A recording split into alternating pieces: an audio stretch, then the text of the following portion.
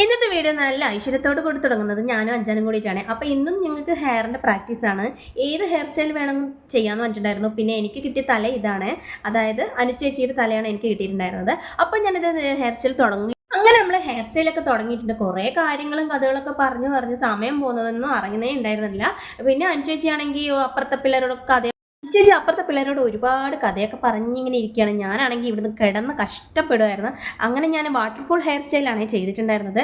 അപ്പോൾ hair style ഏകദേശം finish ആയിട്ടുണ്ട്. പിന്നെ ഞാൻ അഞ്ചാനോട് കുറച്ച് വീഡിയോസൊക്കെ എടുക്കാൻ പറഞ്ഞപ്പോൾ അവന് ഭയങ്കര ജാട. പിന്നെ അവൻ എനിക്ക് എടുത്തു തന്നിട്ടുണ്ടായിരുന്നു.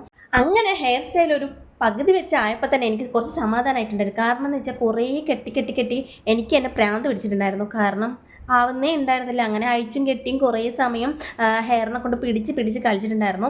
അങ്ങനെ ലാസ്റ്റ് ഫൈനൽ ഈ ഒരു ലുക്കിൽ എത്തിയിട്ടുണ്ടായിരുന്നു. പക്ഷേ എനിക്ക് ഒട്ടും തൃപ്തിയായില്ല. കാരണം എന്ന് വെച്ച് കഴിഞ്ഞാൽ ഞാൻ വിചാരിച്ച പോലെയൊന്നും വന്നിട്ടില്ല. ഒരു സൈഡ് നല്ല നീറ്റ് ആയിട്ടുണ്ടായിരുന്നു, മറ്റേ സൈഡ് എനിക്ക് അത്ര ഇഷ്ടപ്പെട്ടില്ല. അതുകൊണ്ട് ഞാൻ ഈ സൈഡ് മാത്രമേ വീഡിയോസൊക്കെ എടുക്കുന്നുണ്ടായിരുന്നുള്ളൂ.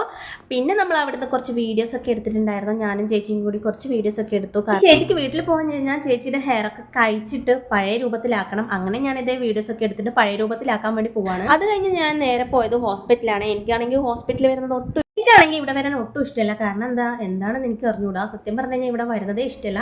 പിന്നെ നമ്മൾ ഉച്ചയ്ക്ക് ഫുഡൊന്നും കഴിച്ചിട്ടുണ്ടായിരുന്നില്ല, ചോറ് കഴിച്ചിട്ടുണ്ടായിരുന്നില്ല. അതുകൊണ്ട് തന്നെ നേരെ ഹോസ്പിറ്റലിലെ ക്യാൻറ്റീനിൽ പോയിട്ട് എന്തെങ്കിലും ഉണ്ടോ നോക്കിയപ്പോൾ അവിടെ ഒന്നും ഉണ്ടായിരുന്നില്ല. പിന്നെ ചായ കുടിക്കാന്ന് വെച്ചു. ചായയും ചിക്കൻ റോളാണ് ഞാൻ കഴിച്ചിട്ടുണ്ടായത്. വൈഷ് എന്തോ സാധനം വാങ്ങിച്ചിട്ട് കഴിച്ചിട്ടുണ്ടായിരുന്നു.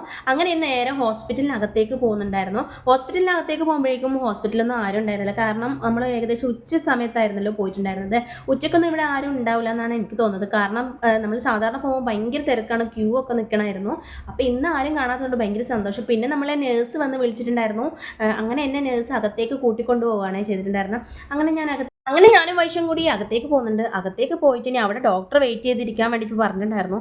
ഡോക്ടറാണെങ്കിൽ കുറേ സമയം ഉച്ചയ്ക്ക് ഫുഡ് കഴിക്കാനെങ്ങാനും പോയതാണ്, പിന്നെ വന്നില്ല.